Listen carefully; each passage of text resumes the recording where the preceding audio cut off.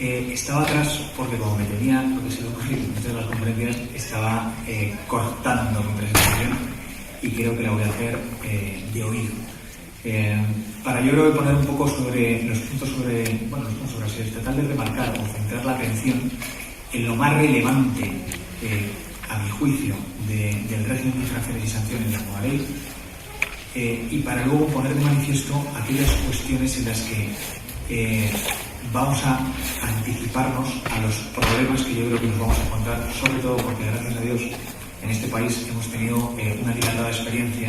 y ya podemos saber un poco por dónde pueden venir en el futuro aquellas cuestiones que van a generar seguro debate jurídico. En la medida no porque no se vaya a generar ese debate jurídico, sino porque ese debate jurídico por parte del legislador de los jueces esté enfocado. Voy a ahorrarles el tedioso discurso de ir analizando una por una las infracciones y las correspondientes sanciones, porque para eso está la ley. No voy a poder llegar a algo que yo creo que para poder entender el régimen de infracciones y sanciones es extraordinariamente didáctico. No me meto en el análisis de lo que han sido las enmiendas parlamentarias, porque no he tenido el gusto de poder analizarlas en profundidad, pero sí que llamo la atención de los que están aquí presentes para que, si tienen oportunidad, se vean los informes en virtud de los cuales se analizaba el proyecto por parte tanto de la Fiscalía como del Consejo General del Poder Judicial y del propio Consejo de Estado, que no tienen en algunas partes pérdidas, sobre todo, a mi juicio, el del Consejo General del Poder Judicial, donde se debate y donde se habla, curiosamente, los tres, especial y específicamente, el régimen de infracciones y sanciones. Pero yo creo que es una cosa en la que ya, la gente que ya ha tenido oportunidad de ver otros proyectos anteriores y que al final del camino sabe de lo que va la vaina y se conoce el Código Mundial Antidopaje y sabe cuál es la necesidad que tiene España de alinearse internacionalmente con aquello que firma, pero de hacer que eso que internacionalmente firma entre como Dios manda dentro de nuestro sistema jurídico, plantean ya un poco esos puntos sobre las IES y son riesgos extraordinariamente didácticos. Vamos a dar una vuelta a todo.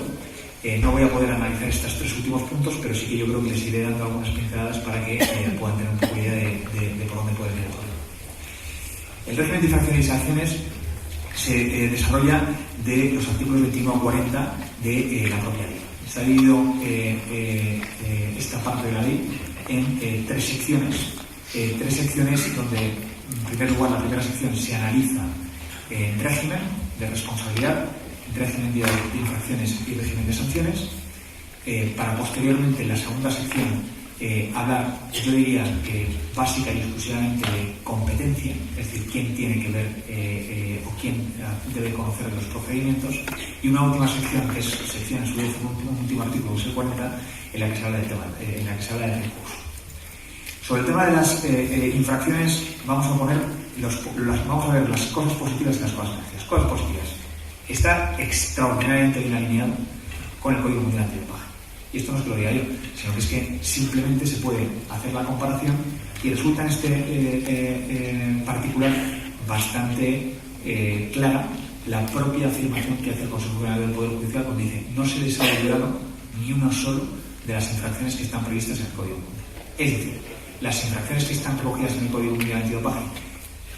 con las que nos tenemos que alinear y a los que nos hemos sumado, están recogidas en la nueva ley. Eso es una buena noticia para saber que tenemos una ley que es conforme con los estándares internacionales. Ahora bien, donde tenemos la buena noticia tenemos una, no digo mala, pero sí algo que va a dar que hablar. Lo que se plantea, y eso se ve también en los tres informes de los que ya les he hecho antes anuncio, es, oigan, ¿cuál es la naturaleza de las infracciones? Es decir, convendría quizás aclarar si estamos ante un sistema de responsabilidad objetiva, y fíjense que es que en los propios informes no lo van a tener ni siquiera claro si estamos ante un sistema de responsabilidad cuasi objetiva o si estamos ante un sistema de responsabilidad subjetiva pero con inversión de la carga de la prueba, en cuyo caso es, sí, tiene que haber culpabilidad, pero ¿quién? Permíteme que utilice una palabra que utilizaría mi hija: se come el marrón, es el deportista. Es decir, puede ser o no culpable, pero que tiene que traer la prueba a la mesa eres tú. Esto no es baladí para prácticamente nada, porque al final impregna no solamente la naturaleza de la infracción, sino también prácticamente el resto, y me refiero a todo, la prueba, las propias sanciones. Entonces, sí que creo que ahí, no sé si habrá que esperar a las primeras interpretaciones que sobre la ley hagan nuestros jueces y tribunales, o tras las enmiendas que den a la definitiva de la ley se podrá ver que efectivamente nos podemos llegar a mojar en determinados pueblos de la naturaleza, pero yo lo considero altamente recomendable. ¿Por qué si no vamos a encontrarnos con que un sistema que mama de lo anglosajón, como puede ser el Código Mundial Antidopaje, donde no tienen ningún pudor ni problema por establecer un sistema de responsabilidad objetiva, choca con un sistema como puede ser el español y de otros muchos países, los que seamos un perro verde, ¿vale? Tiene impuesto un sistema claramente de responsabilidad objetiva. Una vez terminado de hablar de responsabilidad y de infracciones, en el sentido que ya les he dicho que esas infracciones son perfectamente coherentes y se alinean con lo que es el Código Mundial Antidopaje, se establece el elenco de sanciones. El elenco de sanciones también son sanciones que, de nuevo, y esto es una muy buena noticia, pueden alinearse con las dispuestas en el Código Mundial Antidopaje. Tanto las que tienen consideraciones de sanciones de carácter principal como las sanciones que se podrían considerar de carácter accesorio. Y se trata de tapar todos los huecos que quizás no teníamos previstos en antiguas normas. Y es pues no solamente imponer, lógicamente, pérdida de licencia, no solamente imponer sanciones de carácter pecuniario, sino de extender el ámbito de las sanciones a todo lo que parece que se está de bien de justicia material o algo sensato. Oye, si usted es un médico que lógicamente ha contribuido en la trama de dopaje, pues que menos que se le quite la licencia para que pueda continuar prestando su prestación profesional que denuncie, ¿vale? Pues eso parece que también se deduce de la nueva ley. Si usted resulta que es un deportista que ha cometido una infracción de dopaje, pues que menos que eso pueda tener consecuencias en el ámbito de su relación laboral, que menos, porque es que ya solamente la norma te tiene que servir de bandeja el que el propio empleador, un club, imaginemos, pueda desde luego optar a un despido disciplinario, efectivamente así. Con lo cual, también podemos acabar argumentando que las sanciones, al igual que las infracciones, se han alineado con el Código Mundial Antidopaje, y aparte yo creo que algo se habrá olvidado seguro, pero resulta un sistema, a mi gusto o a mi interpretación, suficientemente robusto y exhaustivo. Terminando ya el tema de sanciones y de infracciones, pasamos al criterio de imposición de las sanciones. En el criterio de imposición de las sanciones, que es donde probablemente encontremos alguna otra problemática, claramente la ley lo que viene a decir es, oiga, no voy a inventar aquí nada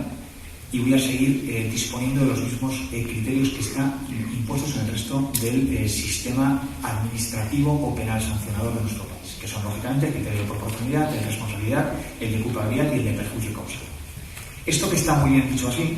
es lo que les vuelvo a decir, que convendría aclarar, no sé si el momento oportuno, proceso oportuno sería el de la propia ley, para que la propia ley orgánica lo aclarase, o tenemos que esperar la interpretación de nuestros tribunales, o si es el reglamento, no creo, pero si el vehículo idóneo, de qué estamos hablando, cuál es la naturaleza, para luego evitar problemas interpretativos que nos van a hacer perder a todos mucho tiempo. Esto es una responsabilidad objetiva, es subjetiva, es subjetiva con inversión de la carga de la prueba, y en tanto en cuanto cómo convive esta naturaleza con lo que son los criterios habituales de imposición de sanciones en nuestro país. Sin perjuicio de eso, lo cierto es que al final lo que viene a decir nuestra ley es, oiga, fenomenal, pero para imponer las sanciones tiene que haber proporcionalidad, tiene que haber culpabilidad, tiene que haber responsabilidad, y luego funciona con criterios idénticos a los que funciona el resto de nuestro sistema administrativo sancionador. Hay desde luego circunstancias eximentes, y las circunstancias eximentes claramente se ve que de nuevo esas circunstancias eximentes le ponen o le cargan el mochuelo al deportista. Oiga, si usted considera que esto que ha ocurrido ha sido por algo que es ajeno a su voluntad, póngame la prueba encima de la mesa. O disponga, por ejemplo, de un procedimiento autorizado por cuestiones de carácter terapéutico. Eximentes. Hay atenuantes, lógicamente, en las que sí que se trata de observar el grado de culpabilidad o el grado de cooperación, en este caso, como otra de las circunstancias atenuantes que se meten dentro de la ley, de el deportista o de cualquiera de los que estén implicados con las autoridades públicas para tratar de buscar o solventar otros problemas de dopaje o poner de manifiesto otras infracciones de dopaje. Y también, por supuesto, hay también circunstancias de carácter agravante. Circunstancias de carácter agravante, entre las que yo destacaría dos, quizás un poco por su mayor actualidad, que son una, aquellas infracciones de dopaje cometidas en el ámbito de una trama o de lo que es claramente pues un montaje que excede lo que es un tratamiento de dopaje puntual, y luego algo que me parece más profundamente acertado, y es el dopaje con menores, en el que yo, si me permiten, hubiera dicho, a mi gusto, porque hay algunas cuestiones que son, un poco por el conocimiento específico que podría tener en medio, de juzgado de guardia, una agravante especial. Terminado un poco este esquema: infracción, alineado, sanciones alineadas, en orden con el Código Mundial Antidopaje. Cuidado, hay que alinear naturaleza de la responsabilidad para no tener problemas. Vamos a pasar a hablar de la parte que yo creo que más ha interesado en la primera parte, que es cómo va cerrando esta sección algo extraordinariamente dificultoso que va a ser el artículo 33 y su aplicación. Y aquí vuelvo a emitir un warning, es decir, cuando se lean, si tienen la oportunidad, los 3 informes que les he dicho antes, verán que una de las primeras cosas que hablan es que alguien me diga, y no entran a criticarlo, que alguien me diga de qué tipo de responsabilidad estamos hablando, para que lo tengamos todos claro. Objetiva, cuasi objetiva, subjetiva, con inversión de la carga de la prueba, punto 1. Punto 2, el que vamos a hablar ahora es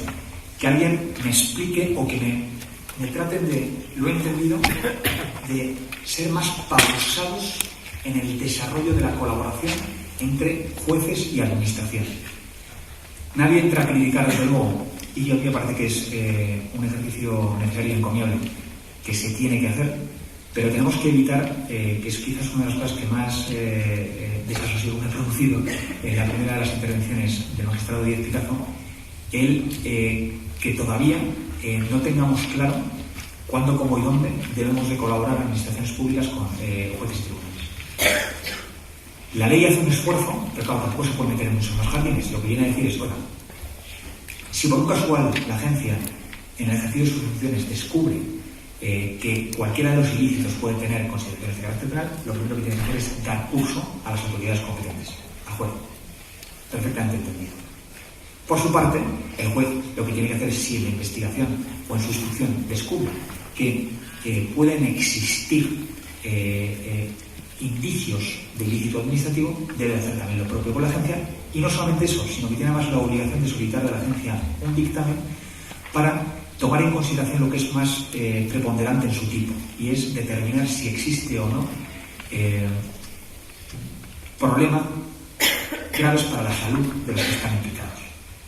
Una vez que han colaborado ambos, jueces y agencia, lo que hace el propio artículo 33 es desarrollar las dos opciones. Vamos a suponer que no hay opción a iniciar un procedimiento de carácter administrativo sancionador, o vamos a decirlo positivo, que sí que hay opción de iniciar un procedimiento de carácter penal o de continuar con eso. Lo que tiene que hacer el juez es decirle a la agencia: señores, ya me encargo yo. Ahí yo he hecho en falta dos cosas. Es, yo me encargo yo, pero sí me gustaría que la propia ley pudiera determinar algo que parece que es de cajón de madera de pino, pero para que luego no tengamos problemas en la interpretación y ejecución de la ley, es bien, como ya se encarga usted, solicite, uno, que su continuación o iniciación de ese procedimiento penal provoque automáticamente la suspensión del procedimiento de carácter administrativo, a efectos de todo, de caducidad y de propia prescripción y de seguridad por parte de la administración. Eso es una de las cosas que yo creo que sí que debería, de alguna forma, algunos dirán, es que eso va de suyo, sí, va de suyo, pero quizás hubiera sido más, no técnicamente correcto, pero más tranquilizador el haberlo incluido. Una vez que él hubiera continuado ese procedimiento, hasta que no se haya terminado el mismo, parece que no hay posibilidad alguna de colaboración entre las partes, por lo que me ha parecido a mí deducir de la intervención del magistrado Díez Picazo. Y es una de las cosas que a mí también me preocupa extraordinariamente, sobre todo porque es que los procedimientos penales, los procedimientos judiciales en este país, aunque esto pueda parecer un sistema lo traído aquí a colación, todos sabemos cuándo empiezan, pero ya luego cuando acaban es una harina de otro costal. Y el problema es el decir que se podrán traer o solicitar las pruebas cuando termine el procedimiento penal, diría en inglés whatever that means. Es decir, ¿y eso qué implica? Porque si tenemos que esperar a que haya sentencia del Supremo, la probabilidad de que tenga algún tipo de efecto una sanción impuesta en materia de dopaje desde el ámbito netamente administrativo es nula. O sea, nos vamos a 5, 6, 7, 8 años, o si encima hay algún abogado listillo, como yo, por ejemplo, que te mete una ley inconstitucional, pues te vas hasta... Con lo cual yo creo que sí que esto es una de las cosas que sí que se debería ver de alguna forma previsto la ley. Es decir, yo creo que puede haber situaciones de cierta tranquilidad en la que se pueda entender que se debe dejar al juez trabajar tranquilo, por lo menos hasta la fase de instrucción, pero a partir del término de la fase de instrucción y en adelante, no le veo de verdad problema a que se pueda pues iniciar ya un proceso de colaboración pleno, a pesar de que haya un procedimiento netamente penal. El procedimiento es netamente penal. Si no lo fuera, si dijera, pues no, es que aquí yo no vi indicios de delito, sigan ustedes con lo suyo, entonces cuando ya la agencia puede tranquilamente, bueno, o no tan tranquilamente, iniciar su procedimiento administrativo sancionador. Y así se lo reconoce la propia ley. Con dos cosas, una de las cuales me parece bastante sensata, y es el hecho de que, hombre, lógicamente lo que se hubiera practicado en el ámbito de lo penal en cuanto a los hechos probados, desde luego tiene que obligar a la propia administración, nada que objetar en ese particular. Y en el ámbito de las pruebas vuelvo otra vez a levantar la mano, y es dejar a criterio del juez de lo penal en la determinación de qué pruebas o no pueden ser objeto de transmisión a la propia administración, cuando él mismo ha ejercido en la práctica de las mismas una bendición, por decirlo de alguna forma, legal a cómo se han recogido, a mí me chirría un pelín. Es decir, creo que hay innumerables ejemplos que también ha puesto en manifiesto el magistrado de Picazo de numerosas pruebas que se practican en el ámbito de lo penal y que también se pueden practicar en el ámbito administrativo, y que para ello las agencias o los instructores administrativos tienen que requerir la intervención de los jueces, y no veo el por qué eso no se podría de alguna forma o manera haber previsto dentro de la ley o del propio reglamento. Es decir, creo que eso nos habría ayudado mucho a todos para saber qué significa ese yo te lo voy a poder dar, pero siempre sujeto a lo que sea la determinación de que se cumple el principio de proporcionalidad, y no solamente eso, sino que no hay vulneración de derechos fundamentales. Es decir, creo que la ley podría haberle dado un poco más, o me hubiera gustado que le hubiera dado un poquito más de cancha a la administración para saber que la propia instrucción da ya unas garantías a esas pruebas que no tienen por qué en ningún caso verse vulneradas por el hecho de que sean transferidas a la propia administración. Hay una cosa en la que yo sí creo que va a dar que hablar, y es, como bien saben, que luego veremos al final, el procedimiento, una parte del procedimiento se sustancia directamente a través de federaciones internacionales. Y ahí es una de las cosas que yo creo que sí que, no sé si otra vez la ley del reglamento, nos debemos tomar un poquito la molestia. Porque si ya acabamos de tener un magistrado en ejercicio que nos ha dicho que, bueno, no nos ha dicho si sí o si no, pero ya le podría poner problemas a la entrega de dichas pruebas a una administración pública española, imagínense ustedes que esa prueba va a acabar en manos del TAS, la que va a acabar diciendo cualquiera de los que estén por medio. Es decir, si ya tenemos un problema con los nuestros, no quiero decir el problema que vamos a tener cuando esa prueba vaya a acabar directamente a través de una federación nacional en manos del propio TAS. O sea, creo que ahí sí que la ley no sé si la ley orgánica o el propio reglamento tiene que hacer un esfuerzo por evitarnos a todos el problema de saber cómo se tiene o cómo se puede hacer. Terminado entonces el artículo 33, que ya les digo, es, a mi juicio, el más complicado por muchísima diferencia. Bueno, digo yo, lo dice por el Poder Judicial, la Fiscalía y el propio Consejo de Estado, y no se aclara ninguno entre ellos. Luego, a partir de entonces, el régimen de infracciones y sanciones terminan con la prescripción de las mismas,